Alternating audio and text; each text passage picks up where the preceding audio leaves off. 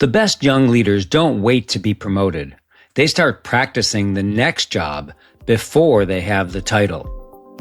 Welcome to the Leadership Career Accelerator, where we help aspiring leaders like you build executive presence, influence with impact, and get recognized and promoted.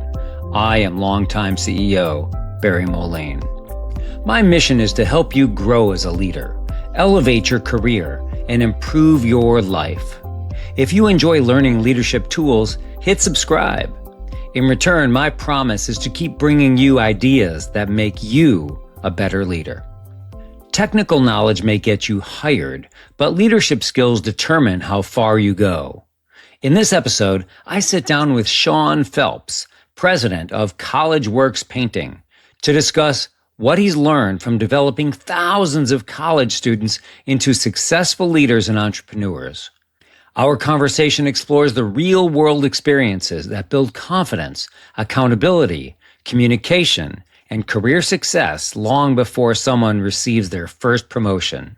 Whether you're just starting your career or already leading others, these lessons offer practical strategies for building trust, earning credibility, and preparing for greater responsibility. In this episode, you'll discover why accountability begins with clear goals and why effective coaching builds confidence instead of fear. You'll learn how taking ownership, seeking responsibility, and developing strong communication skills can accelerate your career growth. And you'll understand why leadership is earned through consistent action, trust, and helping others succeed, not simply through job titles or credentials. Get ready to learn the leadership habits that help people stand out, earn greater responsibility, and build successful careers from the very beginning. Today, I'm talking with Sean Phelps. Sean is the president of College Works Painting, where he's helped more than 10,000 college students build leadership skills by running their own businesses. His work centers on accountability, developing young leaders, and building teams that consistently turn responsibility into results. Let's get into it. Well, welcome, Sean. Thanks for having me, Barry. Really excited. I enjoyed a lot of our conversations leading up to this. I'm excited. Awesome. Well, Sean, you're president of College Works Painting, and I'm curious about how that company works because you have a huge focus on summer employment and you work the rest of the year, but not necessarily with your college students. So tell us how this all works. Yeah, it's a really interesting business model that shouldn't work, where you have new employees and customers every year. So we teach college students how to run a residential exterior house painting business, which most of that takes place in the summer in our markets. We're in the Midwest and places like Wisconsin and Michigan and Kansas, and you can't really paint houses there in the winter. So we have college students that get a chance to gain work experience, and they're learning about sales and management and going through our internship program. And then we also have students who work just on the labor side doing the house painting as well. That's fascinating to me because the first thing that came to my mind when I heard about your business model was, is this a charity? Is this something that someone is doing just to help young people learn about business? Or is this a business model that actually makes a profit? It is a for-profit enterprise, but there's times where it's run like a charity too. So luckily, the support behind our investors and the companies that they also work with are pretty successful businesses outside of College Works. And so that enables us to keep it going as a mission and something that we love. But it's something I did when I was in college, and I worked at the company as a student, and I loved it. And I thought it was an incredible experience. And I wanted to continue to offer that to students and give them life skills. Because I found a lot of internships are maybe shuffling papers and getting coffee and making copies. And this is a very real world experience. They're doing actual interviews and bids and sales and having real customers and real dollars. And it's not a simulation. So a lot of real world skills and a lot of experience that comes with that. And we wanted to continue on. So 9 months out of the year, we don't really make any money. And then, 3 months out of the year, we try to do enough revenue to make sure that we can get through the next off season. Got it. So are some of the students multi-year employees in that Okay, so they may enter the organization as a painter and then maybe be identified or raise their hand and say, I'd like to move to the next level in management. And then they get some additional training. And then maybe the next summer they are in management. Exactly. Yeah, that's the exact recipe we want. We do hire students to be in a management role that haven't been a painter before, but we love it if they start out as a painter, maybe the summer after high school. They got to be 18 to be a painter. But after high school or freshman or sophomore year of college, they could work as a painter and then learn the business and then move up into a management role the following summer. So I equate it a lot like a college sport. So if you're playing basketball in college because you want to go pro in basketball, it's going to take a lot of time. You're going to put in a lot of hours and a lot of practice and repetition and hopefully do it for a few years. Some people after a couple years of college basketball are already ready to go pro. And we have students that are going into full-time careers before they've even finished their degree. And maybe they get an employer that says, finish your degree part-time. We need you to come here now. Like we love your talent. And that's great. And then we have students that continue throughout college, helping them pay for school and build a great resume so they're ready to enter the job market. So you must have a compressed and well-tested training program where you're putting Absolutely. people through the paces of what they need to do and what they need to learn and how they need to present themselves before they engage in both painting. They have to learn how to paint, but then also when they're moving into the management level, correct? Absolutely. Yeah. So our business, we're training all the time. So every week I spend a ton of my week shadowing and training our team. Probably half of my week all year is watching somebody do an interview, watching somebody do a meeting, watching somebody do a sales appointment, analyzing it with them, giving them feedback. So we're either training recruiting or training sales or training production management, customer service. Everything's being trained all the time. And some interesting lessons I've learned there is we tried to systemize the training a lot. So we'd build training courses or training booklets and have, every single employee is going to do the same training week 1 and week 2 and almost like a college syllabus. And by week 8, this is what we're going to be doing. And that actually didn't work very well for our organization. We found that if you were over systemized, you got a lot of average and there weren't superstars that really broke out. And it helps with maybe lowering bottom performers. But I think we did that for a few years and then realized there's a combination, kind of this hybrid of training people at their pace. So there's people who within week 3 or 4 of their employment are already doing things that would normally be week 8, 9, or 10 things. And then there's people that week 5 are still kind of working on week 1 and 2 basics. And that's okay. So there's a lot of individual training as well to support the system-wide training to help people learn at their pace. Well, that's fascinating. And you've been doing this for how long? So I've been doing this since 2004, my freshman year of college. So 22 years. Yeah. So you have seen and continue to see what are the success characteristics of people as they move into organizations and work at a variety of levels.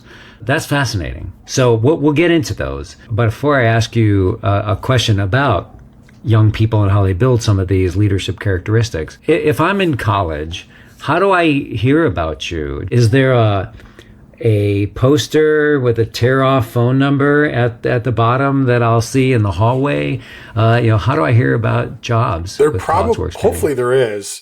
But I don't know that too many people tear those off anymore, unfortunately. So social media, we're on all the channels. So Instagram, our website, career fairs. There's a lot of schools now have a sort of a career center online platform, either like 1220 or Handshake, where the employer connects with the school and posts jobs and students can message back and forth with employers. So we're pretty active on those platforms. So through their, online career center portal, they can get to us. A lot of campuses, we have reps that our past successful interns will go around campus and pass out sign up sheets or flyers to see if other students want to work here the following summer. So any of those methods. Got it. So you're very assertive in the variety of methods that you use to engage with people, let them know about college works painting, and so they get directed to your website or information pages, so they get a lot of good information, right? Yeah, they go through about 7 steps in the interview process, most of which are informational steps to learn, here's what this is actually going to take to be successful at, and here's the skills you need and the prior experiences you need. And they have to talk to past employees that are no longer with the company to find out what was their experience like. So it's a pretty rigorous process. We want to make sure that if they do get hired, they know what it's going to take to be successful, because it is a hard job. Would you say that this kind of a job, entry level painting and then the next level managing a group, would you say that it is more hands-on, directly related to the world of work than a typical internship that someone might have over the summer where they're in an office and shadowing somebody? Or And to be fair, I love both. My big thing is, go get work experience. Any young person is going to learn so much in the workplace, regardless of what that is. And I do think there's a time and place for the more traditional job shadowing type internship. I think that's great for exposure and to see, is this a career I would want to have? That part-time 8-week thing at the accounting firm over the summer. Maybe I should see if accounting is my thing. I'm going to spend thousands of dollars and years studying it. I should probably figure out if that's what I want to do. And oftentimes careers are different than we picture them, especially as young people. I think a kindergartner, I've got young kids at home, they might think of like 10 possible jobs that they could ever have. And, firefighter, doctor, teacher, athlete. One of my sons wants to be a dinosaur when he grows up. So they've got a very limited worldview of what are the possible careers.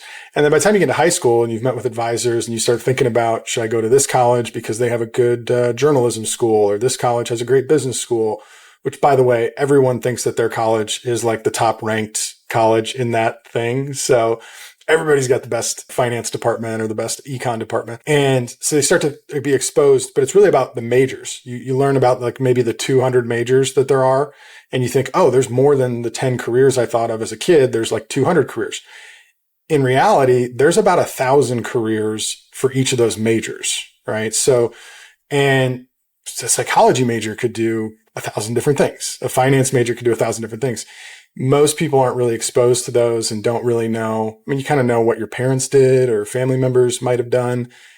Probably didn't really pay attention as a young person to what their work actually looked like or get a chance to see their work. So I think all work experience is super valuable. I think everybody should do it. CollegeWorks is a unique program where it's like a boot camp. So the person who's like, I want to go do an Ironman, or I want to go do something crazy that's really hard, go to Navy SEAL boot camp, and I want to do the business version of that, CollegeWorks is that outlet where you can go be really competitive, work your butt off, do really hard things. And just about everybody has a day where they cry. A customer's upset with them, an employee just quit, a job got done behind schedule and I lost money on it or didn't get a bonus. It was frustrating and hard. So it takes a pretty special person. So in general, I would encourage students, like, get any kind of internship experience. You need the exposure to see what careers are actually like and what you enjoy. And then if you want a really challenging one that's going to kind of push you out of your comfort zone, CollegeWorks type experiences are great. They're not for everybody though. Yeah. Just another administrative question, just out of curiosity. So CollegeWorks Painting is part of a larger company that also does painting sort of year-round, commercial painting, residential painting, right? So this is just a branch of the company? Kind of, I guess, a subsidiary. So our parent company, the investors own a large commercial construction business that does like apartment complexes and hotels and larger scale projects. And then they have another business that does siding, roofing, windows. That's a non-college student, just home improvement company that's scaled nationally, and a couple other ventures as well. So those businesses are non-student based, but some of the people that started those businesses actually started at CollegeWorks and had an idea for a new business. And they said, well, we'll start that new venture with you and help support you in it. So, and those businesses have outgrown CollegeWorks by 20x. So. Yeah. And that's what I wanted to ask you, is if anybody has retained or stayed within the larger company. And you said, yes, in a few cases. They don't have to be, but in a few cases they have. They've enjoyed their experience and they've been recognized and moved up in the company. Yeah, and we've got a lot of entrepreneurial alumni too that have started not just things in the home improvement sector, but tech businesses, startups, finance firms, real estate firms. So there's been a lot of entrepreneurial. Right now, there's one that's going really well. That's a protein brand that's now in Target stores that one of our alumni started and has had national adoption. There's a women's hair care product that one of our alumni started. That's a watch company that makes watches in Colorado. So we've got a ton of cool entrepreneurial alumni. Wow. Well, that's really neat. Good. All right. Well, let's talk about some of these leadership characteristics. When you are in the interview process, how do you identify candidates as being, getting a thumbs up, wanting to move down the road to the next step with you? So that's changed over time for me. So early in my career, it was a judgment call. And I think that's how a lot of our interviewers in our company made those decisions early on was, do we think that they would be successful? Just talking to them and meeting with them. And what we found is, there were people that were successful and there were people that were not. And we tried to come up with some predictors and some objective measurements. And we eventually landed on, we surveyed like maybe 100 questions to our new employees of their background. Like how many types of different jobs have you had and what types and how many hours did you work? And did you play sports in high school? Were you involved in other extracurriculars? Have you been in leadership roles in the past? So we asked them all these different things, not knowing which ones were going to correlate to success. And then after a couple of years, had enough data to see that there were certain objective criteria. So students that had had a job where they worked over 30 hours a week before performed better in our job. Students who had played varsity sports in high school, juggling, a competitive thing with school and having that, whether it was an early morning practice or after school practice and having to manage their time with their coursework. So we found these objective measurements. There's 8 of them. And we started looking at those as prerequisites, essentially requirements to hire. And not every candidate's going to have all 8. Most of them have 6 or 7 or 8. If they have 4 or less, then we really don't consider them strongly. Even candidates that we like, we think, gosh, they're such a good interviewer and they seem such a good fit. They just aren't ready to have this kind of experience yet. This is a tough job. So let's wait a year, tell them go get more work experience and come back. And that's really improved our retention, our success rates, our average results per employee. Everything's gotten better in the business. And then some other really cool things that got better. Diversity got better because it's very objective. Like you either did these things or you didn't. It doesn't matter if you're a man or a woman or what race or gender preferences or any of that stuff. And so we found people starting to, interviewers naturally finding the better candidate, not just the candidate that they related really well with. So we improved a lot of other areas of the business as well. I can see how some of those characteristics would produce the kind of person who persists, who shows up. And yes, there are certain employee characteristics, leadership characteristics, which we'll get into in just a second. But as a foundation, it's important to have somebody who just comes to work and does the job, does the basics. Absolutely. Yeah. And those participating in a varsity sport, you've got a season. You start, you finish, you've got to hang through the season. When you're working a job, 30 hours a week, you're working, you're showing up, you're working, that's proof. And if you say, yeah, I'd like to work for the summer, but I haven't done that before, you're like, whoa, you got to show up every day? What? You got to put time? What? So I can see how some of those foundational characteristics would lead to greater success in the world of work. And the training has to support it. We have to train the skills because we're hiring for, work ethic and experience around doing hard things, not necessarily relevant work experience of this exact same job. And every other organizations where, you're hiring somebody to do a job that they should have the experience for and you're paying them a lot of money because they have the credentials. That's a different recruiting or hiring process. Our process is, we're training new people on a new role. We just need them to work hard and we will provide the guidance and mentorship. Yeah, that's great. So let's talk about accountability. And I'm curious to know how young professionals who may not be the most mature, but are growing in maturity, how they can build accountability before they are actually leading. So they're not responsible for the entire outcome, but maybe they're responsible for their lane. I'm not sure if that's how you look at it, but still, how do they build accountability? So this topic became really important to me because every team I worked with or led, the mentors that I worked with told me, you need to hold people more accountable. That was always the thing that we identified that was my issue in management or leadership. I was great at training. I was good at inspiring or teaching, or a lot of the different organization I was pretty strong at. I sucked at accountability. I mean, I just couldn't hold people accountable. So I have all these leaders tell me, you got to hold people more accountable. You got to hold people more accountable. Like, I know I do. But when I hear that, I think it means be mean, be a jerk, like yell at someone, tell them they stink, tell them they're not doing their job. And that was just what I pictured. I pictured like a really angry person telling somebody you're doing a bad job. And that's what accountability was. And I learned it's not. So I read a bunch of books and did a bunch of research and trial and error a bunch of things until I settled on this accountability concept. And it starts with clarity around goals, individual one-on-one clarity of what do I want to have happen. So that's got to be defined before. It could be, some people use the phrase expectations or objectives or goals, whatever you want to call it. But we need to start with, what do you want to have happen? That could be yourself with your supervisor. It could be on a project, a quarter in your personal life. And it's really important, I think, that the individual, their goals are what we're defining, not the organization's. So the organization might want to achieve X amount of sales, and each individual salesperson is supposed to sell X amount. That's not important for them, right? The individual cares about, like, I need to get a new car, or I need to pay for school, or I need to get a promotion in 6 months, or I need to feel good about the work I did this week, right? That's what the individual cares about. So it starts there with, like, what do you really want to have happen? And then we can get more into the process after, or the follow-up of, but how I define accountability now is having conversations about the goals. What did we want to have happen? What actually happened?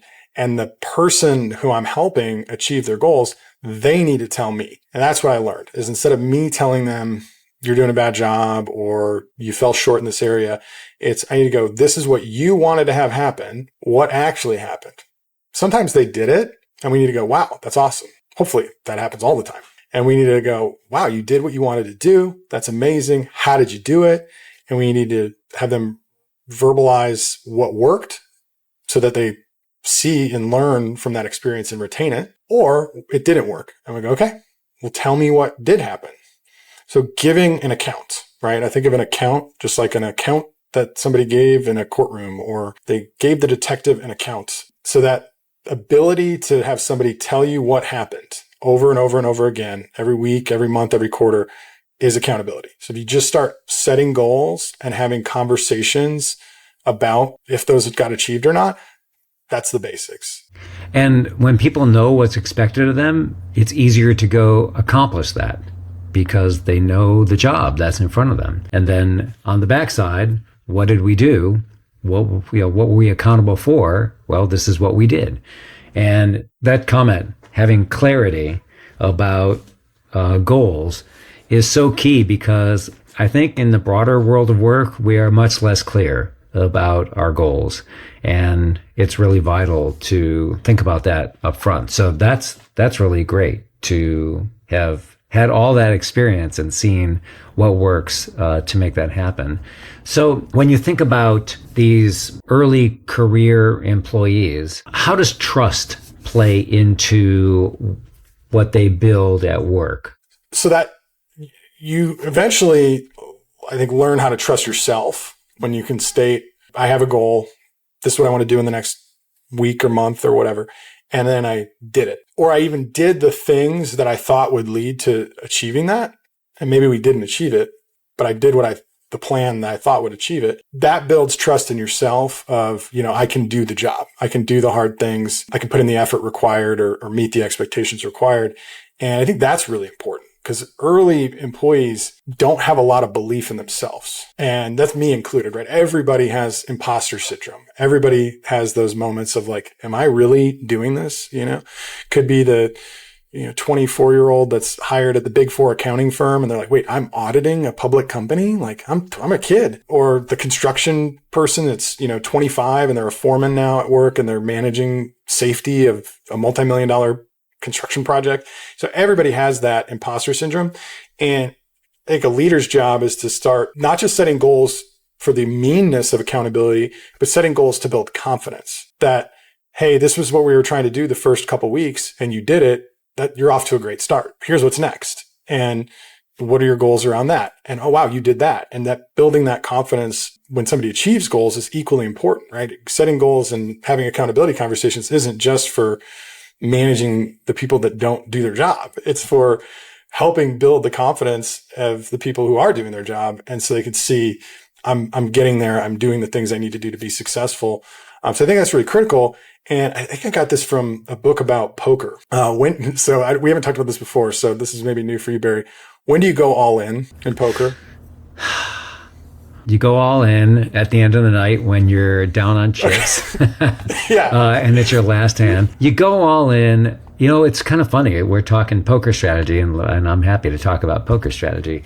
I very seldom go all in because I want to bring others along in the poker hand to get as much betting as possible when I feel as though I've got a winning hand. And so I'll let others lead the way and then match. And then maybe when we get farther down the hand, when we get maybe 2/3 of the way through and there's still 4 people left, and then I'll start to raise the stakes, but still not raise the stakes so much that people lead on that or get the feeling that I've got a great hand. I want as much money to build up in the pot. So you either go all in at the outset to try to bluff everybody, or you wait until sort of like the last moment when you've got enough people in and just say, you know what? I know I've got a great hand, and I know I've got a great hand. All happening. Yeah. Exactly. So, maybe a better way to phrase this is if somebody asks you to go all in, when will you accept, right? When will you call that ask? And it's when you think you've won, right? When you believe like I have the best cards. And so I read that maybe in a poker book and I thought, gosh, I wonder how many times I've asked somebody to go all in, or I've doubted, like, why aren't they all in? Why aren't they like just really trying super hard to be successful? And I thought, well, maybe they don't think they have a winning hand. They don't really believe that what they're going to do is going to lead to the success that they want to have. And they don't understand, how they're going to get there. So my job is to show them what a winning hand looks like and how to have a winning hand, and that they do.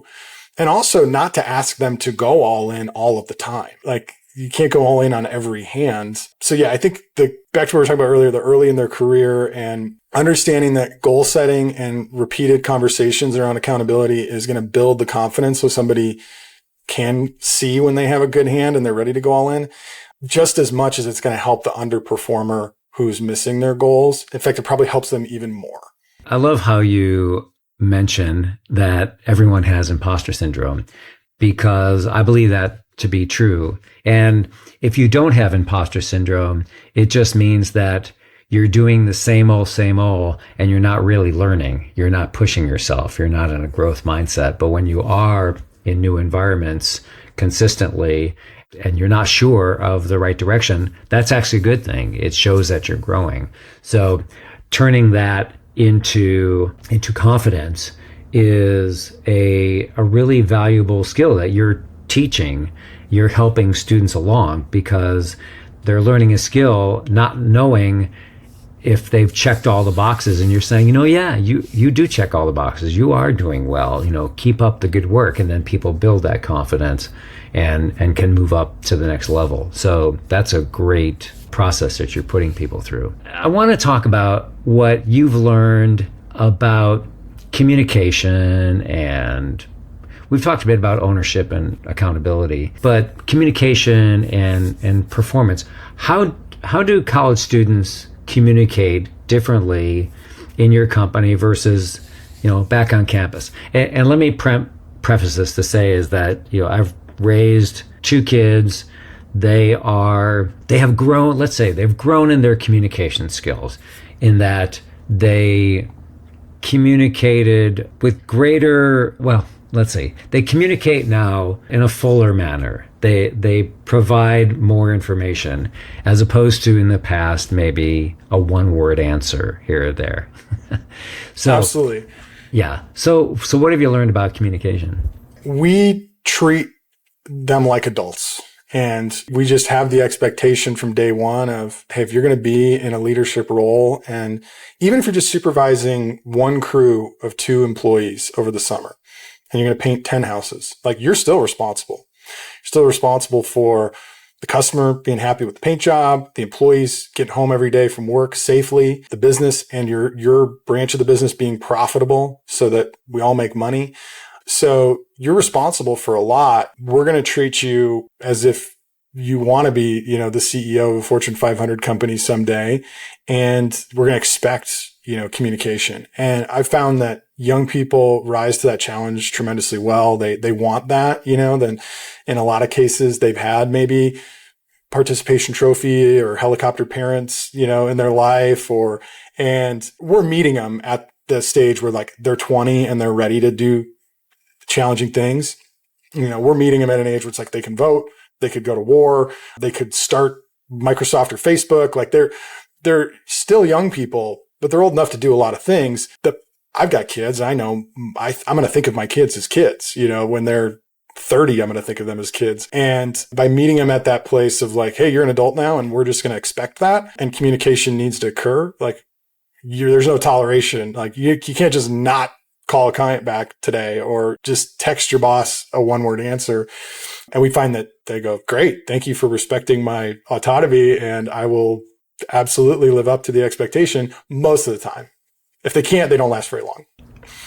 And that goes back to goals. If they don't know the rules, if they don't know what the expectations are, then they just don't do them. But if you tell them this is how you do it, then they will do it. And they'll be seen as a professional when they do that.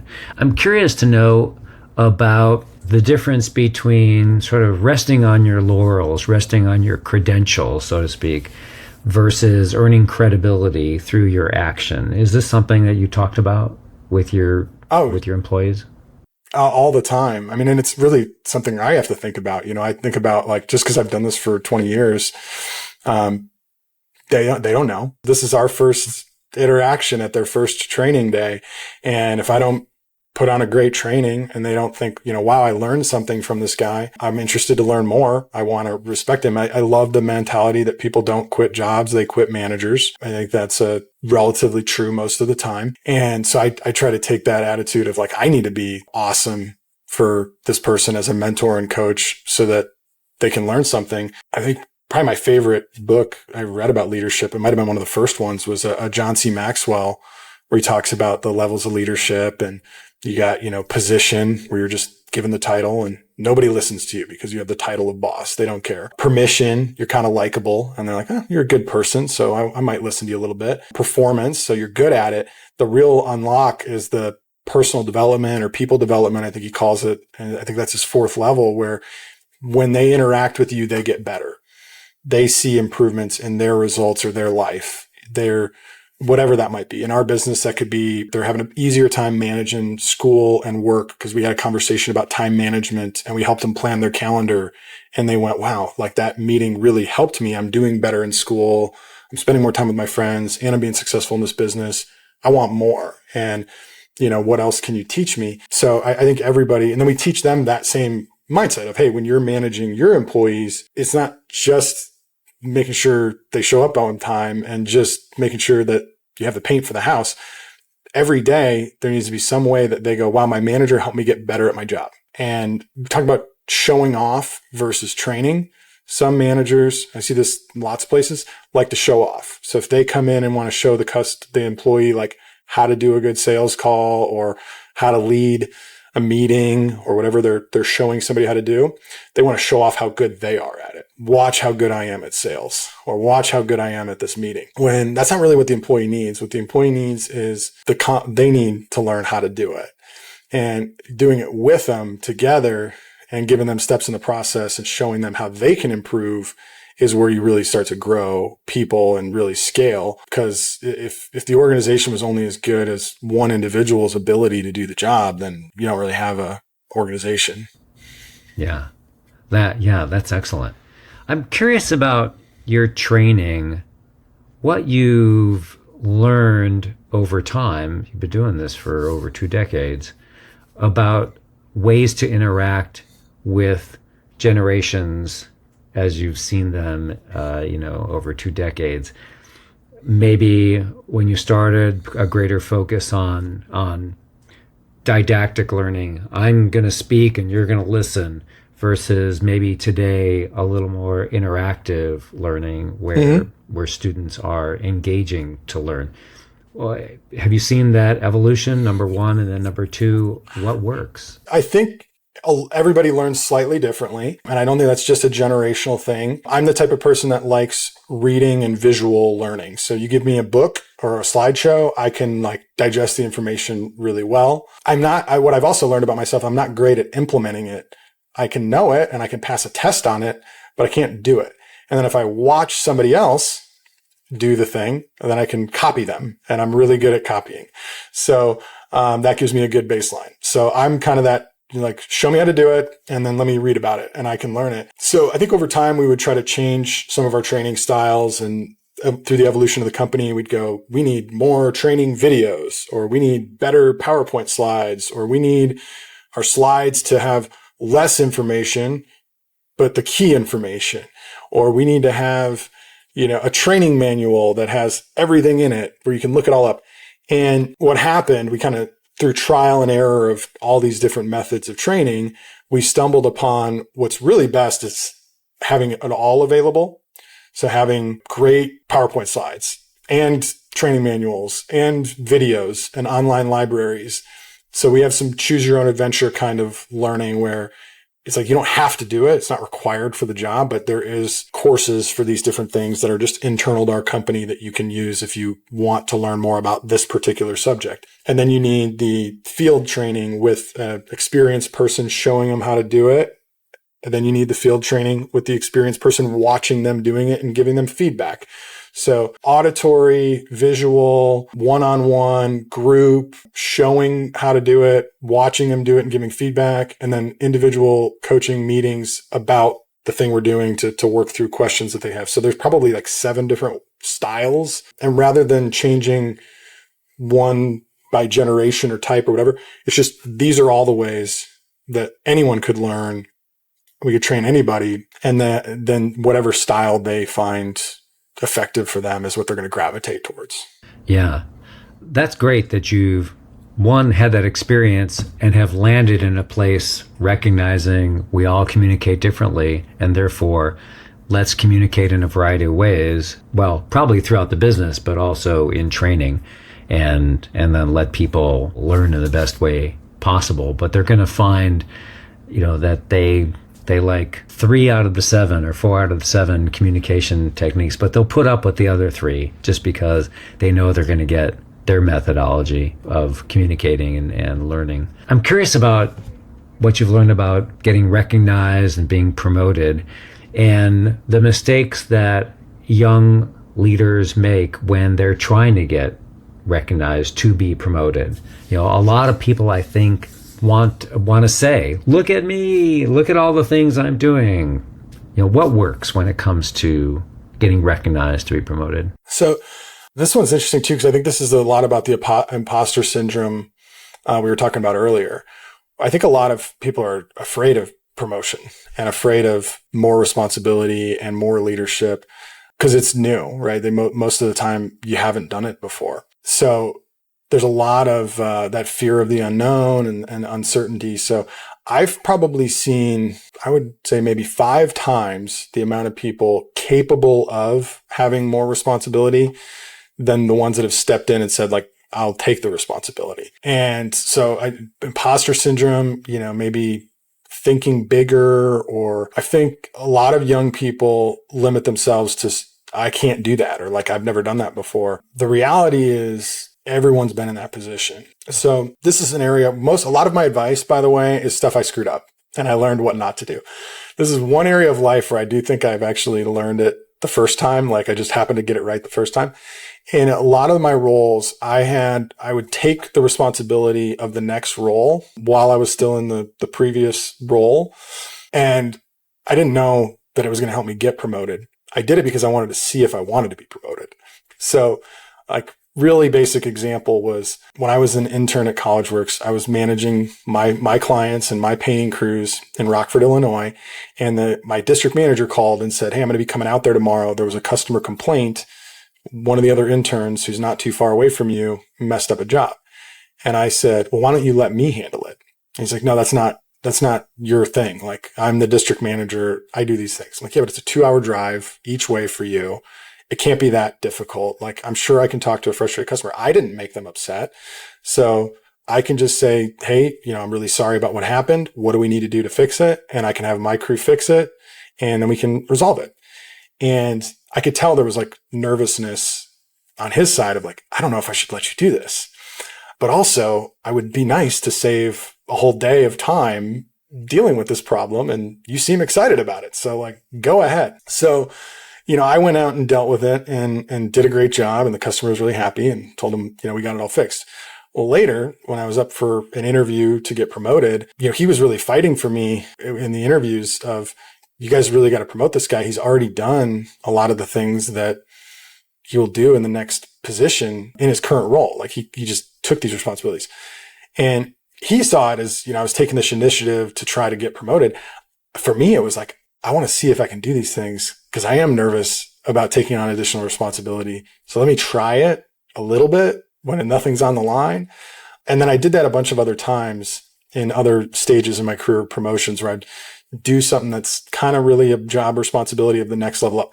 So one thing, and I'm sure listeners may blow me up for this. They might say, you're so wrong and you should never think this way, because I see this a lot on social media right now of don't take on more responsibility. Like there's influencers training people to say, hey, the business world, your employer, they're taking advantage of you. You have a job description, you have a pay. If they ask you to do more, ask them how much they're going to pay you to do that, and never take an additional responsibility that isn't, something you're going to get compensated for. I totally understand where they're coming from. And I think there's some truth to it for sure. But if you're looking out for your own career development and growth and you want to be successful, you don't have to take on twice the work for half the pay, but maybe try a couple of the responsibilities of the role above you to see if you like it and would want to do that role. And what you'll wind up doing is you'll show the person making that decision that you're capable of taking that next step. Now, a year goes by and the promotion never comes, and certainly cut back. And I get what the influencers are saying that are going to argue with me about it. But if you really want to go places in your career, I think it's important to strive for it and not wait for it. Yeah. Well, I'm with you on that. I understand, like you, what maybe those influencers are warning against, which is being taken advantage of. And that is accepting more responsibility and not getting paid for it. And that's, not an ethical thing to do for a company. Nevertheless, I'm with you. I became a CEO in my world because I raised my hand and said, yeah, I'll do that. Oh, something needs to get done. Yeah, I'll take on that responsibility. And they weren't doubling the responsibilities of my job, but they were, stepping forward and doing something that was a little bit beyond my job description. It was, other duties as assigned. And they showed my superiors that I could do more. And that has led me to, the most senior level positions. So I think there's a proper balance in there. And it's good that we're talking about it to articulate when to do it and when is the appropriate time. So thanks for clarifying that. I'm curious about, you have helped students with over, 10,000 or 10,000 students, work in this field. And, what have you learned about real responsibility? How do you unlock that in somebody? And you learned it in this at CollegeWorks painting, but you also exist in life, so, and I think these lessons are the same in a variety of places. So what have you learned from, helping students step into this big responsibility? I try to narrow it down a little bit of like, what have I not learned? And I don't think I've learned everything for sure. I think I've still got tons to learn and I'm excited to learn more. But I think it's given me a really unique perspective and experience from seeing so many experiences. And one thing I've taken from that is that we're not that special. Our problems are not that unique, and there are some universal problems. So something I implemented that would make sense here. When somebody's starting their first month in a management position in our company, we have a conversation with them about, here's 10 problems that you're going to have. And just up front, these are the 10 problems. We don't need to bore the listeners with all 10, but the first one is you're going to have more things to do than time to do them. There's a bunch of different things. I could spend time training this employee or talking to this customer or getting new customers or interviewing new employees. Or I could spend time with my friends and family. And I've got all these things pulling at my time. How do I allocate my time appropriately? And that's not just a problem you're going to have at CollegeWorks. That's a universal life problem. Every executive has that problem. Did you ever, as a CEO, feel like there's too many things to do and not enough time to do it? Probably every day. Always. Yeah. Here's every my day. List of things to do. And it's 2 pages. There's the front page. These are the priorities, but then these are the back burner things on the back. So yeah, there's always too many things to do. And so you got that. You're always going to feel like the people you're leading are not as, talented or motivated or experienced as you are, or they'd be above you or, at your level or something, right? So the CEO is probably gosh, why does the CFO only think about, the financial side of things? He just doesn't understand marketing and human resources. And why is he? Well, because they're a CFO, but they're not in the CEO's seat, and why does our, head of marketing only thinks about this and this and this? Why doesn't she think about the whole organization? Well, they could be really talented, really expert people that are highly compensated, but they're going to think a little differently than the person who's, in the CEO chair. So you're always going to have this. And so we give them this whole list of 10 problems and say, hey, these are not just problems you're going to experience in this job. These are basically the problems you're going to always have in your career. You're always going to be worried about the jerk customer, right? Everybody's now we've got a social media meme of the Karen, and everybody knows what a Karen is. You're going to have Karens in everything. You're going to have a Karen when you're doing accounting. You're going to have a Karen when you're doing law. You're going to run into them. We need I don't know what the male version of that is, but we need a male version too, maybe a Chad or something. So you can get frustrated by those problems. You can get discouraged by those problems, or you can take ownership and go, well, what can I do? Right? If I know I'm going to encounter these problems a whole bunch of times in my career, and not just this role, but probably every role I ever have, how can I learn how to handle these problems? And maybe the employees that aren't as motivated to think like me, maybe I can learn how to train people really, really well and hire really, really good people. Maybe the customers are really difficult. I can learn how to spot them before we do business together and avoid them. Or when they happen, and I'm not talking about the customer that just is rightly upset. I'm talking about the customer that's crazy, that everybody's dealt with. How do I learn how to end that toxic relationship, when I discover it? And so if you just accept that the world's got some landmines around and there's some challenges, and how I learn how to deal with those challenges is more important than trying to avoid them, because they will pop up at some point. It can suck at first, because now it becomes, well, I'm responsible for everything. Everything that happens to me is my fault. And that really stinks. But the second wave that comes through is, wait a minute. So I do have some control over it. So I could learn how to avoid these things. And I could maybe get to a place where I can manage my time well and feel like I'm balancing my priorities well.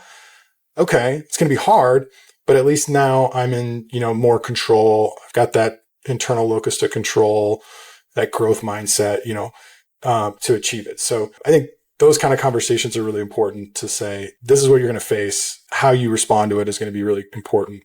And what you learn from it's going to be really important. Now let's go face it.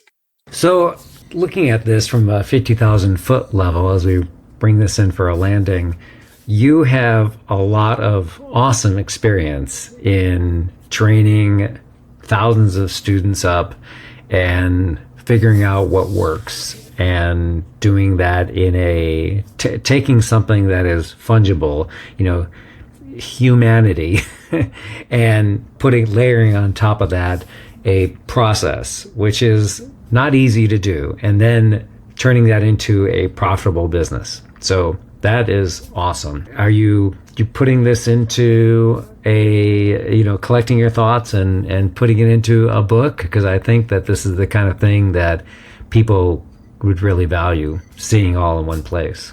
Yes. So I really, the focus I want to offer is about accountability. I'd like people to have some of the tools and have them be very universal. So I'm working on a book about accountability. So it's not just about, student painting businesses. It's about how to hold people accountable and what is there is a process. It's not just a feeling thing. There's feelings involved. Empathy and care is very important, but there's an actual process of how do you set clear goals? How do you make sure that those goals are something that somebody's going to push them a little bit past where they're currently at, so they're growing, but that they can achieve them? And what's the right balance for that? Once those clear goals are set, how do you then follow up to go, did we hit them or not? And it takes a while of going through this process before you ever get to like a tough conversation. And that's what I want listeners to be hopeful about. Is I was so scared of being mean and I was really bad at it. And when somebody told me to hold somebody accountable and I became mean, it never worked. I'm almost never mean now, like extremely rarely. Like once every 2 or 3 years do I have like ever raise my voice or get frustrated. And it's because there's a process I go through of, what do we want to have happen? And let's be really clear about that. And what do you want to have happen? And then how do we achieve it? We come back and look at it and go, did it happen? No. Okay. Well, why not? Was it missed because of skill or effort? Most of the time, especially early in somebody's role, it's going to be skill. And I uncover a skill gap that they need some training and support with. And then I provide that. Eventually we get to a place where they're like, I know how to do it and I'm good at it, but I'd missed it because of the effort. I didn't do what I needed to do. Okay. What was it in your control or out of your control? Because there are moments in life where your effort isn't where it needs to be because of some obstacle that is out of your control. Okay. Well, let's try again. And the second time through, so we have to get to a place where somebody had a clear goal. They understood it. They knew how to do it. They've done it before. They chose not to do it. Nothing was stopping them. And the second time through, we're going to give them a carrot.